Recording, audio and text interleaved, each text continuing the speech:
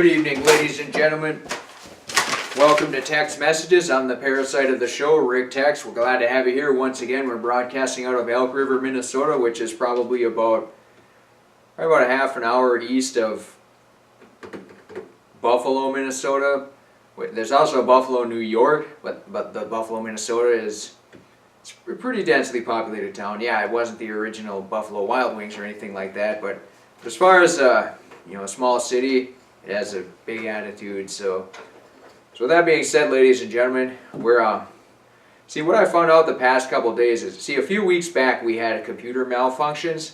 For example, I was experimenting with some apparatuses to plug into a USB, and it happened to fry the motherboard. So as a result of that, we had to go ahead and get a new motherboard. And in the meantime, we got an interim computer, and on that interim computer, found out that Windows Movie Maker was an obsolete product. So we had to go ahead and get our minds turning, our minds running to try to find some new video editing software. So we figured, well, we're probably just going to do Movavi. And for some reason, I had it in my head that it was going to be $40 to just a one-time fee to buy it. And then got our old computer fixed, just fired it up, ran great, it's great again and everything. And then I decided to look into the Movavi, and for some reason the price was $90 or $80 or $80. So then we had to start looking around for free software and all that good fun stuff. So then we found VSDC, and then we decided to go ahead and go forward with that, since it has the chroma key, green screen, and it's a pretty good editing tool. So we went ahead and we hit the ground running with that. And then what we found out a little bit later is, with the VSDC, when you try to preview the videos, it's a little choppy. It's not, the quality isn't quite there. So to rectify that issue, we're basically going to need either an external graphics card, additional RAM, or a better processor. And in the process of communicating that with some other gentlemen, during the daytime I satisfy show sponsors by going to their facilities and partaking in activities for roughly about 8 hours a day, and then they sponsor the show. But there happens to be other people at those facilities as well. And one of the gentlemen there just decided to go ahead and donate to the show a graphics card, and then the DDR3 RAM that we could go at 8 GB RAM that we can go ahead and add to the existing RAM. So with this additional RAM, hopefully it'll smooth out the editing, and then the movies will be great again, or just be great in the first place, or just decent enough to watch, and you, the ladies and gentlemen at home, can be entertained by it. But it was just interesting because you think, in the computer motherboard, the initial failure of it was obviously a travesty of epic proportions, and we were able to film one Tex Messages Resurrected episode, but that was about it. And then after that, we had to sort of wait till we got the motherboard, and then we could edit the videos again and get them on YouTube or Brighteon at least somewhat cleanly. But in the face of adversity, we learned that the Windows Movie Maker is no longer obsolete, so we had to start moving in a new direction. Then we found out about VSDC. And then through the repair of the motherboard, we were able to be more knowledgeable about the RAM, about the graphics card and all that. I mean, it's pretty simple stuff to somebody that actually knows about electronics. But somebody like me, I'm not really good with electronics. I don't really. Basically, what I know about electronics is that the skull is a giant resistor, because it seems to resist any knowledge that I could possibly attain from studying electronics. So we definitely lean on a lot of the producers to identify a lot of that stuff. But through the destruction of the motherboard, we were able to garner at least some semblance of knowledge. And then ultimately the show will just be a higher quality. And that's just a good lesson, ladies and gentlemen, that when you reach adversity, it's just pushing through and trying to at least learn something and get something out of the deal. And a lot of the times it's health related. If you eat something and you get sick from it, chances are pretty good you probably shouldn't eat it anymore. Or if you eat stuff and you continually get sick from whatever you're eating, then chances are pretty good you maybe would be prudent to start documenting what you're eating and consuming, and then moving forward you'll have a better idea of how to identify problem foods and issues and everything of that nature. So I just thought I would share that story with you, ladies and gentlemen at home. That, I mean, we had a complete travesty, but we were able to right the ship, and now now we got all sails up and tailwind and everything too. If you put a gas engine in a ship, we'd probably be running on 8 cylinders too. And we're still the lowest rated YouTube show, which is it is a bit of a bad. I'm not gonna lie. I am kind of proud of it. I mean, the producers obviously don't want to hear about that, but I'm not too worried about it. The other day online, I was just casually looking around though, and I saw they had this thing you put on your wrist. It's like a screen, a digital alarm clock screen, where they got the 7-segment LED displays, the red lines. And you basically shake your arm a little bit, and then 2 numbers come up. So it's more or less a dice. So people that play Dungeons and Dragons or Lego Adventures, they roll a dice, they just shake their arm, and then the number comes up that they rolled. It's a pretty nifty tool. I just figured I would insert that note in on here, ladies and gentlemen, just in case anybody was thinking about, cracking out some Dungeons and Dragons or whatever. Maybe that game doesn't even exist. I haven't actually played it ever in my life, but it's just fun to say. We need to get into some research articles though, ladies and gentlemen. So it's probably from naturalhealth365.com or healthline.com. Just kind of been bouncing around between them two lately. Seems like I've exhausted a lot of our other resources too. I mean, they're not recycling information. It's just, once you've been looking at a site long enough, you kind of get a good idea of what direction is, and a lot of them are organized to where the top stories are on top, and then the most updated ones are elsewhere. So sometimes you got to navigate a little bit to find the updated ones. But naturalhealth365.com, the best foods to eat after exercise. Now, one of the things that exercising does is it eliminates your glycogen stores and it damages the muscle protein. So to rebuild that, you need to choose the proper foods that will create the anabolic muscle building effect and recover the glycogen storages more quickly. So generally speaking, there's a few different types of ways to exercise. You can do cardio, which is a high heart rate. Say you're running around, swimming, biking, rowing, crawling, rock climbing, things like that, hiking, things of that nature. And then of course you got the strength training. You're picking up heavy weights and setting them down, or you're throwing them over your head, or throwing rocks or boulders, or rolling car tires, tractor tires. Maybe you're lifting up the back end of cars. That would be strength training basically. Your heart is beating a little bit, but by and large you're breaking down muscle.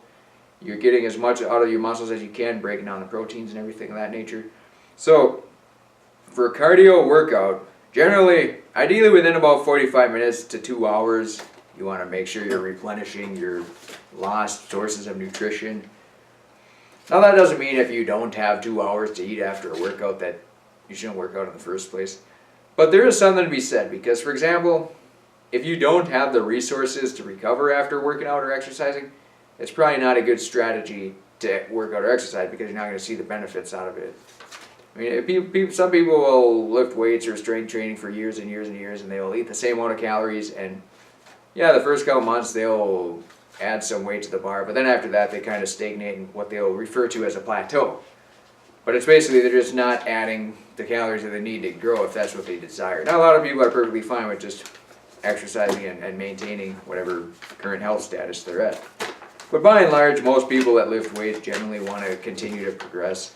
And that sort of seems to be how all things in life operate. You just want to progress and build towards something greater. I mean, even on Tex Messages Resurrected, we want to continue to move forward with the show and keep building good ideas and good times, balls deep and all that.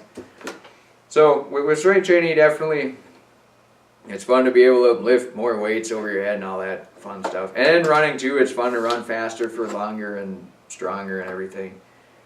So, what some athletes do is they'll measure body weight before and after workout to accurately know how much water they need to replace. Usually it's just a good idea to stay over saturated, as saturated as possible. One of the mistakes that we made back in swimming, we would swim for a couple hours and we never actually drank water.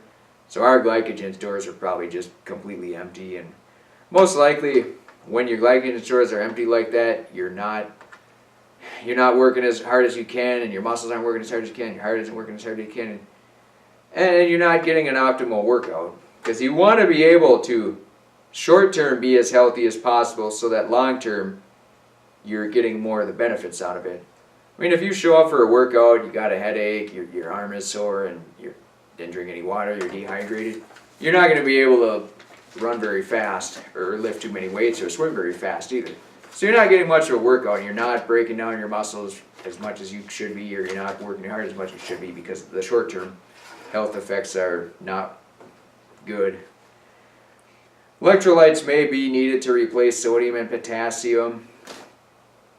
Now again, if you're drinking pure good water that has a sodium and potassium in it, like natural well water or something like that, then yeah, those will definitely replace it. But distilled water, for example, is not a very intelligent thing to drink while exercising, because it'll take minerals out of your body. So you actually have a higher chance of becoming dehydrated drinking distilled water or salt water too, that just has an extremely high percentage of sodium relative to potassium, and it may not have the magnesium and iron and calcium and things of that nature.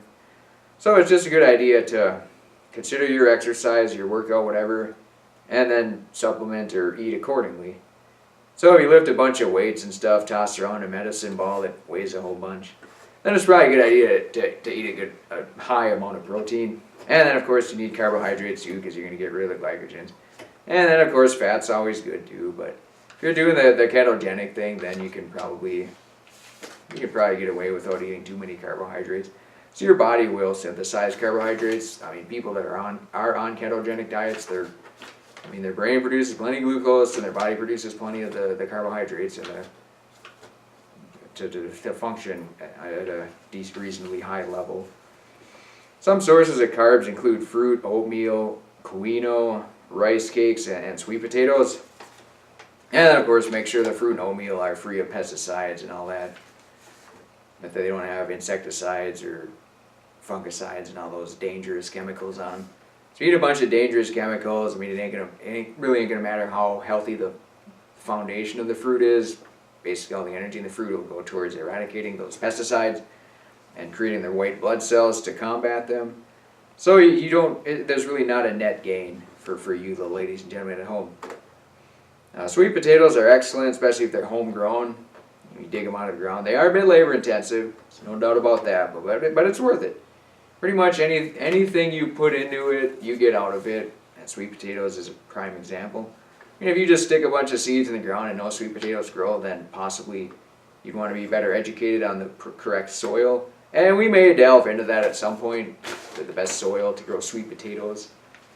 Another good avenue of research is to look into the greenhouses that have these plants, and sometimes they just have, I don't know what they call it, but maybe like bare root planting, but essentially they just spray the roots with the minerals that the plants need. You know, the nitrogen, phosphorus, potassium at the right amount of time or the right amount of ratio, and then they give them the right amount of moisture they need and all that too. So that would be a good avenue to research to get a good idea of what type of soil would be best for you. Now yeah, clearly if you grow plants in the ground with the soil and everything and they're at one with the earth, then they're probably going to be healthier significantly. But I mean, a commercial operation that's just 2 acres, they can pack as much as they can in the greenhouse and make a profit, that's their primary objective. I mean, yeah, they're not intentionally trying to dumb down their customers, but I mean, there's an alternative to growing fruit and vegetables in clean, healthy soil that's not full of motor oil or sediment runoff, things like that.